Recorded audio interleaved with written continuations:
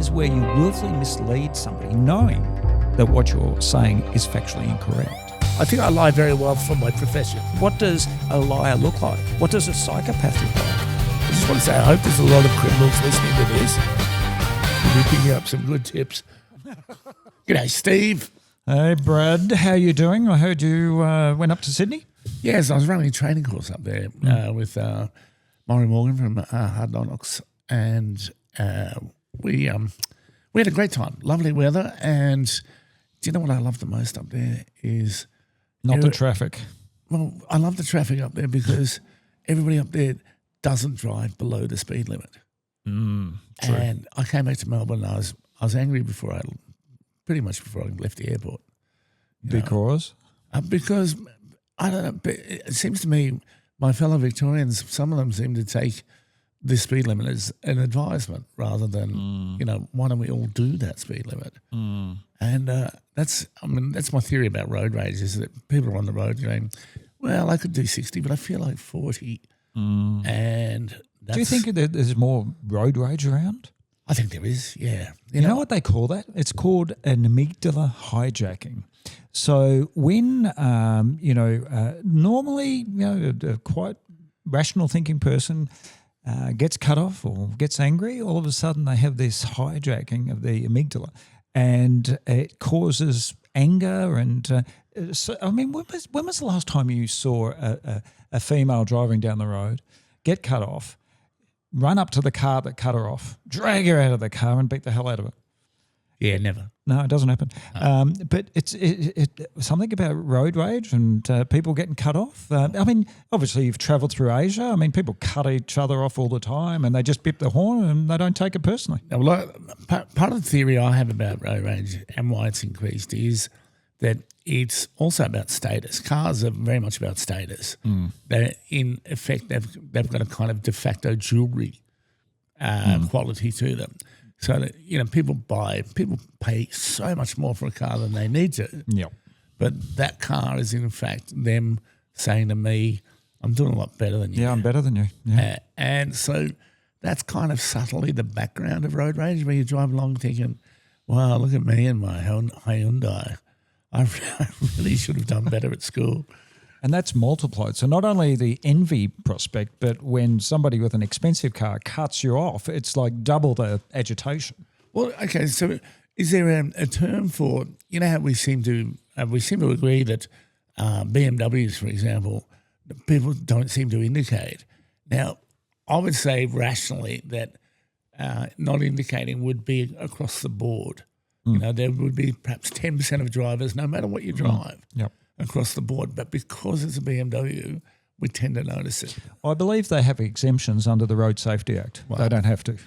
Yeah, well, I'm not even sure if they because they bring them over as left-hand drive. They used to bring them over as left-hand drives and then do the conversion. And I used to assume that they couldn't be bothered moving the indicators over to the other side. Yeah, many times I've driven not a BMW, but a German car, and I've put on the wipers inadvertently when I'm changing lane. Yeah. And they got cleaned up. Yeah, and I think I've been in a lot of hire cars with other comedians where you keep doing it, and after a while you start apologising for it, like you've transgressed. Anyway, there is a lot of, I suppose, deceit on the roads, but we can talk about that another time. Something somebody raised with me. It was somebody I know raised with me that I mentioned Sharpies in a previous episode, and I'm showing my age there because I'm about the same category, but keep going. Well, they just said to me, so the Sharpies they know are the fine nib text event, and I said, well, no, I was actually referring to the gangs of thugs. Yeah, that we were in the late 70s, well, the early 70s, but for me, mid 70s, where I was I guess a short-haired person with little kind of rat tails at the back, running around in a Conti. Well, you're a Sharpie. I was a pretend Sharpie. A pretend Sharpie. Yeah, I had a David Bowie haircut. I was in a gang, but I just kept it on the down low. Did you wear the tight T-shirts with your cigarette packets under your sleeve? Yes, and we wore the treads. I had real tight jeans. I had a pair of 3.5-inch platform shoes. Oh, yeah, I remember those. And I could run in them. And, you know, I had two-tone oxblood and suede platform shoes with a pair of check baggy pants. There's a look.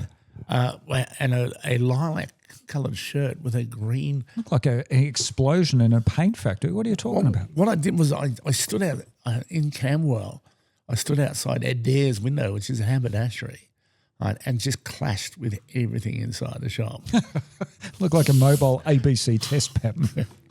So anyway, just to clarify for people that, you know, there were large gangs. There was also, and you can look it up yourself, bodgies, wedgies, surfies. Yep. Yeah. But like back in the Sharpie days, it's a little bit different to what it's like now, isn't it? I mean, yeah, you had your gangs, but you know they stuck unless you're another rival gangbanger or gang member. It was usually pretty much to themselves. But what I'm noticing now around Melbourne, you know, you've got these gangs and they're out of control. I mean, I don't think they were that bad back in the day. Yeah, that you had fights and that, but they weren't doing home invasions and you know breaking into your house at 4 o'clock in the morning in groups of 10, armed with everything. No, well, see, back in our day, the public transport finished at 11 o'clock at night. So it's pretty much, you know, that was it. Your reign of terror was over until 7 a.m. the next day. Exactly. You had to go back home, and that was it. That was the end of the day. Yeah. Now, it's different ball game altogether. Well, when you're younger, it's when the streetlights come on, go home, and when you get a little bit older, it's when the trams stop running. Well, that's the end of your crime spree. Like, you know, the other day I was talking with a mate of mine, and you know, you look at monkey bars and some of the old the playground, falling off and breaking bones. Do you think kids these days are a little bit less resilient? It seems to me we're living in a world where resilience is almost a past event. I mean, you know, people now complain about the most minor things. Well, I don't know. I'm very wary. I'm my own devil's advocate here because, because I think it does seem more prevalent. But I also accept the fact that reporting is so much more prevalent these days. True. Social media. Everyone's got a phone. You know, for when I was a kid, it was word of mouth, and so something that happened 3 suburbs away, you never hear about.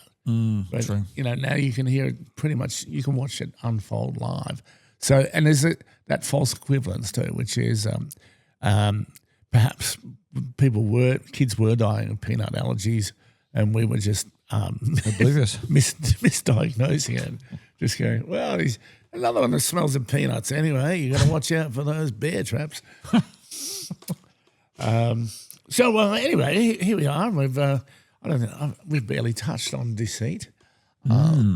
So, you know what's been fascinating me at the moment was that, there's been so much sport on. We just had the Australian Open. Yep. We just had a whole cricket series. Winter Olympics. Winter Olympics, yeah. Yeah, are they on? Actually, I've been watching them, and some of these ski. I'm not a skier, I must admit, but some of these skiers, like one of them, one of the events is skiing backwards, literally over jumps and ramps. It's like just phenomenal. I have to let you know, I perfected that in about 1981. Unintentionally. Unintentionally, yeah. It was, there was my short skiing career was over, and again, I lied. You know, when I just... You lied that you could ski? Have you done this before? And I said, oh, yeah, I guess I think I have. Yeah, well, what would you think you have? You know, and I initially was quite good at it, and within 2 hours, I skied into 3 girls like a bowling ball hitting one way of meeting someone? Well, they were looking pretty happy as I approached them. This is at until full you hit speed. them. Until they realised at the last minute I was not going to stop. And that was it, me done. But anyway, but I wanted to talk about sport because I realised that there's kind of 2 streams of deceit running in sport. I think that strategy, for example, involves deceit. You know, we are always concealing our actions, our motives from each other. On one hand, on the other hand, there's drugs in sport, there's cheating. And there's money, big money. Yeah. There's your motive. So that's your motive. So have you experienced any of that? Yeah, a number of years ago, I was contacted by the ICC, and they asked That's me. the international cricket. International cricket. I'm sure one of the listeners, I can't remember what the last International Cricket Commission or committee or whatever. It's commission, yeah. Whatever it is. And so Steve Waugh, a well-known cricketer. Now, I must admit, I'm not a big cricket fan. Are you a cricket fan? Yes, I like it, and I don't. So it was under hushed tones of secrecy, and basically they contacted me and they said, look, Steve Waugh wants to stamp out corruption in cricket, spot fixing and match fixing. Do you know the difference? I didn't know the difference. No, I didn't know the difference. So basically it's paying cricketers, and as you know, in the past there were big problems with Pakistan and India accepting bribes to, wide balls and all that sort of stuff. And Steve wanted to sort of stamp it out. So the theory was he thought that captains and vice captains of some of these teams should undergo some sort of testing as with other players in an effort to stamp it out. And so I did a test on Steve Waugh about whether or not he ever received any bribes or anything for match fixing or spot fixing. Did he put himself up for that? He did, yeah, he did. And I tested him and he passed, so there's no doubt in my mind that he was not involved. And then they flew me over to Lord's to address a press conference, I've done a lot of media and press conferences, but nothing could prepare me for that press conference. So the night before, I did a presentation in the chairman or committee room or whatever it was. And the next day I had to talk about, the results of the test, all that type of thing. And I made the fatal error of giving a number of journalists my business card. And even to this day, anytime something happens in cricket, they still contact me. But, really when you look at it, and I think Lance Armstrong is a great example.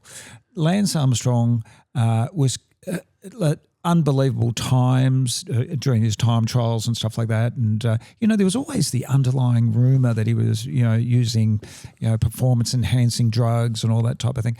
He denied it. And I don't know if you remember the story, but he actually sued one of the people who alleged that he was using and won and got a payout. So talk about deception and maintaining that facade. It went on for a long time. But when there's money in sport... Sorry, when he was finally exposed, did they get their money back? I'm not 100% sure. I know that some of the sponsors dropped him like a hot potato, and I'm not 100% sure on whether or not the sponsors got some of their money back. But that level of deceit is hard to believe. It's monumental. But here's the problem. When you go down that little rabbit warren, you've got to maintain the facade. And, and there are many sports, as we've seen. Hansa Konya, cricket, same sort of deal. Well, yeah, so back on cricket. So what was the upshot with Steve Waugh? Did he go ahead and stamp out? Well, the problem I think he was in charge back then of an integrity a committee committed to stamping out,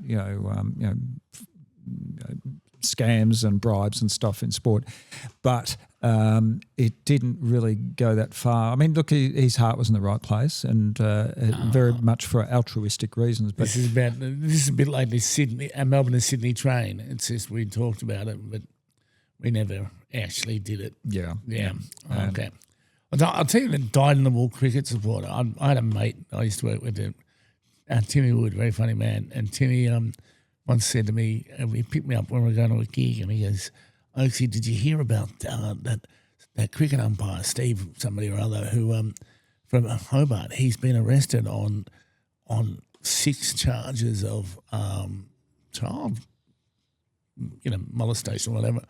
And I said, yeah, and he said, And they didn't mention at all that LB decision he made in Brisbane in 1986. Let it go, Timmy. Let it go. Very funny. But, I guess wherever there's huge amounts of money in sport, you're going to have deception. And look at bodybuilding, use of anabolic steroids, masking agents, all that type of thing. You speak to any athlete who competes against someone who's, beefed up with whatever steroids. They're really stealing a large part of the process in that they're cheating. And, so some of these athletes, work what they call clean athletes. They work really hard and yet they're gazumped. And the extent to which they'll go to, leading up to events, let's say bodybuilding. They know their cycles. They're really good at actually making sure they're clean by the time they do their urine tests and stuff like that. So cheating and lying is quite prevalent in many, many sports. Yeah, well, I wonder where the line is too, because I think basically getting up at 3 o'clock in the morning to go and dive into a freezing cold swimming pool, that you're on something that my body doesn't have, because I just wouldn't do that.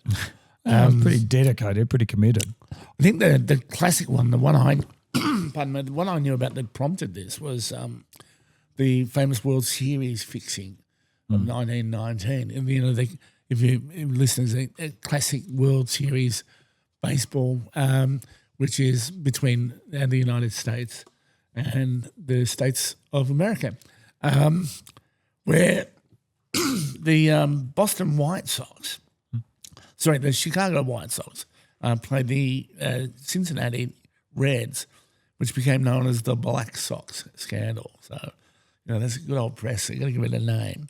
And basically, they're just a whole lot of players got to get together and decided to throw the game, because of the amount of money that's bet on it. And this impresses me sometimes, is the amount of organisation that goes into crime. I'm not approving of it, but I am slightly impressed by how do you organise a bunch of people like that. And it's like any corruption. You've got to get everybody on side, everybody to agree, and eventually it always comes out, doesn't it? Yeah. Well, it's I suppose going back to the your police experience, that's the perfect crime usually involves having no accomplices because there's nobody to give you up. 100%. So in my mind, the perfect crime, no witnesses, no biological evidence or trace evidence, but more importantly, a lot of crooks, in my experience, have to big note themselves. They love big noting themselves. They love telling everyone. I think the perfect crime is where you don't leave any forensic evidence. Yeah. You keep your mouth shut. Yeah. But the other thing too, especially when it comes to the drug world, some drug barons make a lot of money, but they just never know when to stop. Yeah. Right? So, they make enough money to, buy their properties and stuff like that. But the problem is they don't stop. And eventually they get caught. Yeah. And, people, I remember doing temps at IDSG, which was like a mini drug squad back in the day, I guess. And what used to amaze me was drug dealers tipping off other drug dealers. Yeah. So what better way of taking control of the market than eliminating your competition and not having to get your hands dirty? Yeah, I suppose it's like the beauty pageant. It's just pushing the other contestant over as they step onto the stage, taking out the competition. Not an analogy I'd use, but I see where you're going with it. And just on that, just while we're talking about crime and your background, just something I had to address from a recent episode was where you a friend of mine, is that no, a friend I know. No, it was where you said that it was known amongst your colleagues that you weren't very good at running across a balance beam. Oh, jeez, I tell one story, just one story. I know. Well, never going to live that down. Yeah, go on. Well, I'm just concerned that there's been a spate of crimes recently now where criminals have been effecting an escape by Balance beam. taking their own balance beam and thwarting the sterling members of the Victorian Okay, police. so for the listeners out there that may have missed the previous episode, I've always had the coordination of an elephant. And when I went through the academy, one of the physical fitness things you had to do was, run a 400-metre track, jump through windows, over walls, and drag a body, and then run over a balance beam. Every time I went to that balance beam, it kept me up at night. I just couldn't get across it. I just kept falling. And then I thought to myself, well, when am I ever going to chase a crook across a balance beam? Well, this is what I'm And do you saying. know, in all my police career, I've never had to chase a crook across a balance beam. Simple as that. Well, I've got a watching brief on it now just to see if there's a spate because, smart criminals would exploit a little bit of information like that. But sorry, if I just drag us back to the World Series, this big baseball game. Now, as I understood it, the players started making mistakes. And I think this has happened in the cricket match fixing too that took place in the subcontinent. That's how they there's the scandal of the Australians cheating with the Ball. the sandpaper on the ball, but that was to gain the advantage, right? So it's a different deceit. It is. It is. And then you have these people just dropping undroppable Well, it's like a catches. scale, isn't it? Like, you've got the whole team being corrupted and being paid money to throw a game. Yeah. And then you've got, tampering with the ball to an advantage. And if we've got a bell curve, well, one would sit up one end of the bell curve, the other would sit down the other. And this is what this podcast is about. Bell curves? Yeah, well, it's I'm about to tell a lie. It's about a fascination with the many variances of deceit. Now, what I want to know is, as the expert, and I won't pin you right down with this, but if there was, say, an unexpected result, like a really unexpected result in a sporting match or something like that, how would you go about kind of investigating that, I suppose? Well, unless there's whistleblowers, unless there's some sort of evidence that's been found, a wayward email or something like that, could be anything. It's often not. Yeah. So, I mean, for a crime to be investigated, it has to be identified and reported. Yeah. And if no one's coming forward, it's very difficult to investigate because, I mean, on a lot of these type of things, you rely on the public. You rely on people involved to come forward because, I mean, as we've seen with the Epstein files that have been released in the States, one person comes forward, then another, and then more and more, and then you're looking for patterns. You're looking for, evidence of similar fact and all that type of thing. Okay, so I would then jump to the racing industry, right, where where there is this kind of thing happening. Now, they must have a fairly competent investigative unit, would you think? Do you know? Yeah, I know a number of investigators in the racing industry, but that's the. I've always said there's reactive and proactive.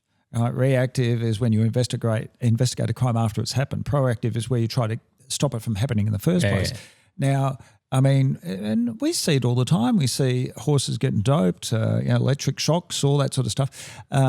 So it happens, and I mean, I look and I'm not a big racing man, but from what I hear, there are controls and that, but humans, they always push the limits, and if they think they can benefit or make some sort of money, I mean, I would suggest, and I'm sure our viewers will let me know, I would suggest that maybe in some of these remote country track meetings, the same sort of controls may not be prevalent as what like a big, high stakes race like the Melbourne Cup would have.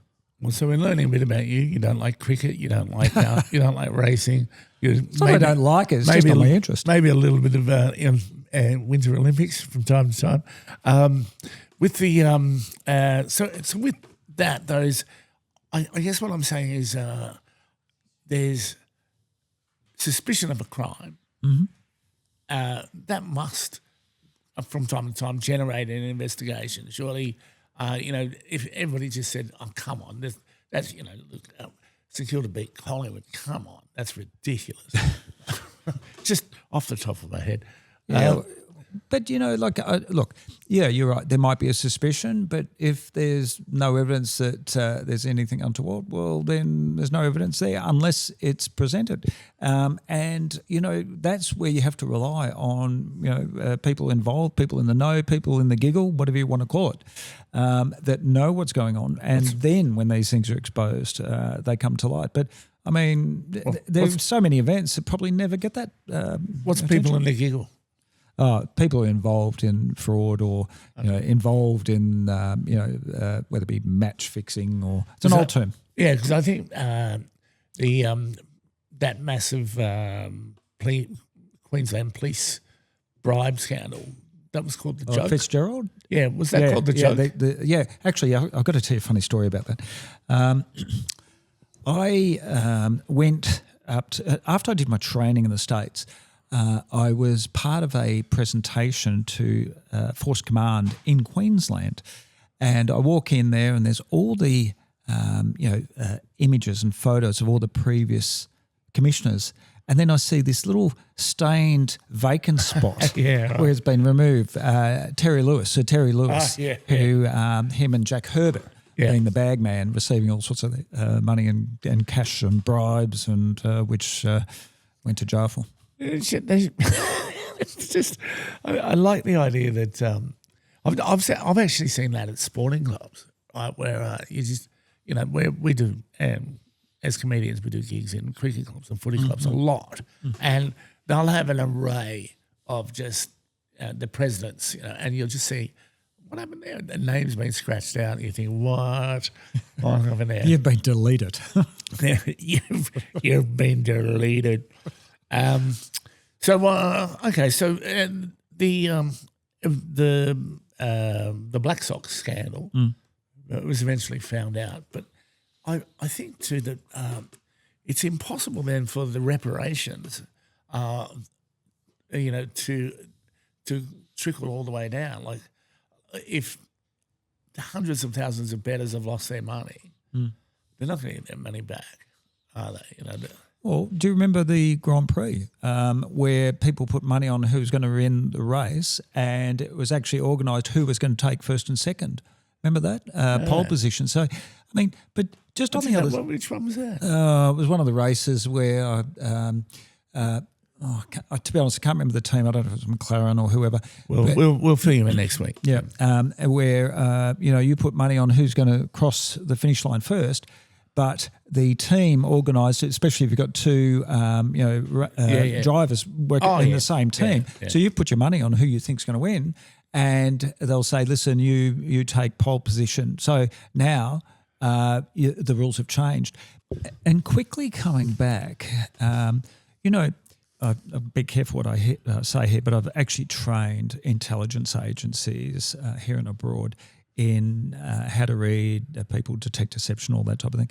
And a lot of spies, when they're trying to, how could I say this, get people on board, they will use the different motives to get them on board. So whether it be money, cars, drugs, women.